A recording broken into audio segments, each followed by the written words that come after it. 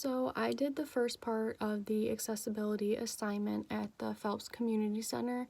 Um, it used to be a school, so I kind of expected it to be pretty compliant with the ADA standards. So when I went there and I measured everything, I found that basically everything was compliant except for the parking. There was 63 total parking spaces and only 2 of them had handicap accessible signs, but there was another spot in the parking lot where they had like the space that for the van accessibility. They had that marked off with another like ramp that led to the curb, but the spots next to them weren't labeled as handicap accessible, so I feel like that could be something that they could easily fix to add more accessible spots to the facility. I found that all of the ramps were plenty long in terms of the slope versus the height of the platform, and the platforms were also very large. The main entrance, they had the button for the handicap door so that if someone was in a wheelchair and they're by themselves, they could open the door easily and be able to get in. So there wasn't really anything else I found there that I thought needed to be changed. Everything fit the ADA requirements, which was what I kind of expected going into it. For 2 through 4, I did it at my own house just due to like the coronavirus situation. I wasn't able to get into the community center because it's closed.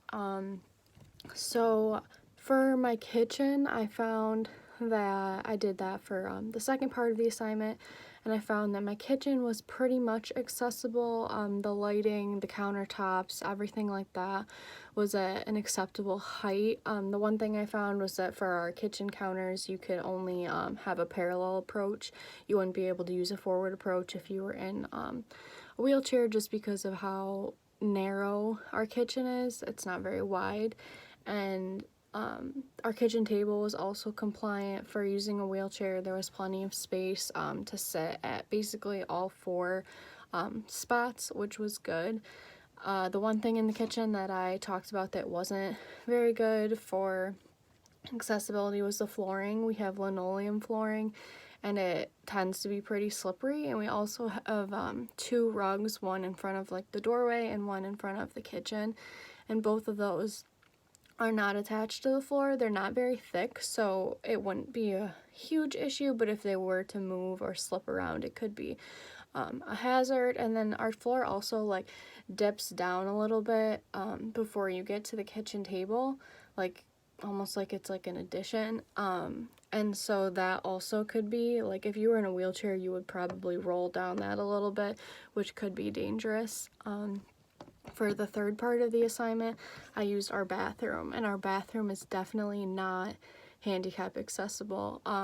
The door, first of all the doors in our house are very narrow, including the bathroom door. You probably couldn't even fit a wheelchair through it, and then once you're in it, the bathroom is so narrow, like the shower and the sink are so close together that you wouldn't be able to get through there to even get to the toilet. If you were in a wheelchair, you couldn't get to the toilet to use it unless you were able to take multiple steps.